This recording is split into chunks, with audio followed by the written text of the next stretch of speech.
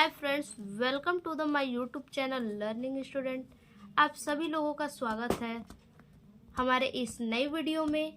आज की वीडियो में हम बहुत ही ज़्यादा आप लोगों के लिए इम्पोर्टेंट टॉपिक लेकर आए हैं, जो कि ये हर साल परीक्षा में पूछा जाता है और ये 5 नंबर का फिक्स है और ये इस बार भी एग्ज़ाम में ज़रूर से पूछा जाएगा और ये बहुत ही ज़्यादा इम्पोर्टेंट टॉपिक है।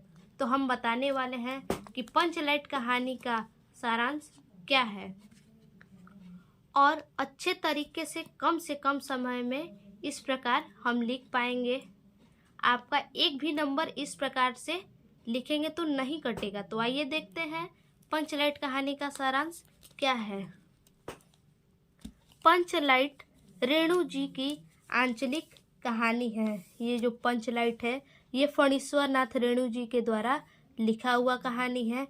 कहानी में बिहार के एक पिछड़े गांव के परिवेश का सुंदर चित्रण प्रस्तुत किया गया है।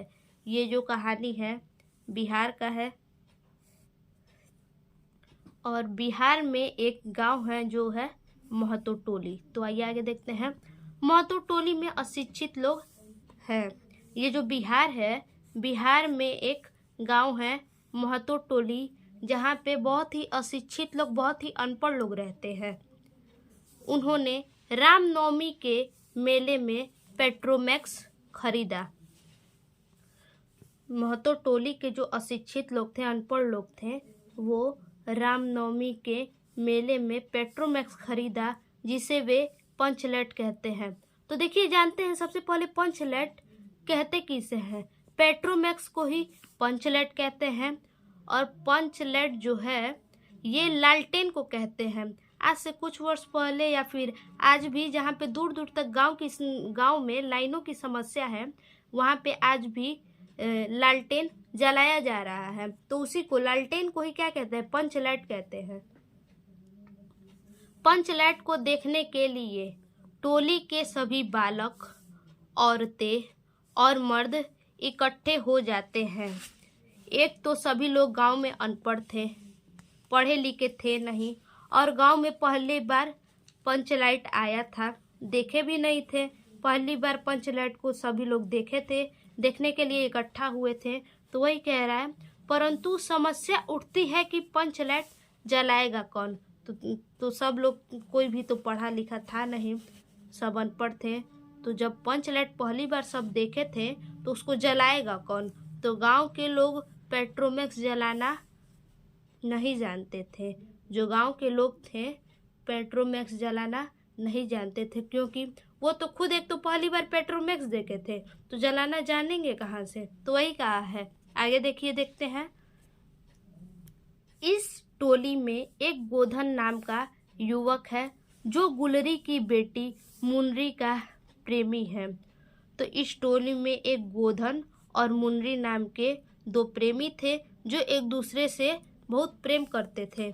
मुनरी की माँ ने पंचों से शिकायत करके उसे जाति से निकलवा दिया। ये जो मुनरी की माँ थी, मुनरी की माँ, ये जो गुलरी है, ये गुलरी जो माँ है मुनरी की, ये क्या, गोधन का शिकायत करके पंचों से उसे जाति से क्या, बाहर निकलवा दिया था। तो वही कह रहा है, मुनरी जानती है कि गोधन पंचलाइट जलाना जानता है। मुनरी जो प्रेमी दोनों थे, तो वही कह रहा है कि गोधन की प्रेमिका जो मुनरी थी, वह जानती थी कि गोधन पंचलाइट जलाना जानता है। वह चतुराई से यह बात पंचों तक पहुंचा देती है। क्या बात पहुंचाती है?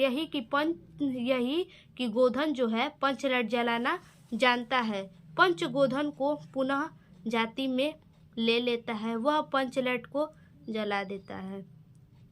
जब गोधन पंचलाइट को जला देता है तो पंच क्या करते हैं, गोधन को पुनः जाति में ले लेते हैं। गुलरी काकी प्रसन्न होकर गोधन को शाम के भोजन पर निमंत्रण देती है। गुलरी काकी जो है क्या, शाम के भोजन पर गोधन को निमंत्रण देती है और सभी उत्सव मनाने लगते हैं। तो वही कह रहा है कि जब गोधन पंचलैट जला देता है तो सभी लोग प्रसन्न हो जाते हैं, उत्सव मनाने लगते हैं, अपना मेले का उत्सव, रामनवमी का मेले का उत्सव मनाने लगते हैं। इस कहानी में आंचलिक जीवन की सजीव झांकी प्रस्तुत की गई है और ये जब पंचलैट जला देता है तो सभी लोग प्रसन्न हो जाते हैं।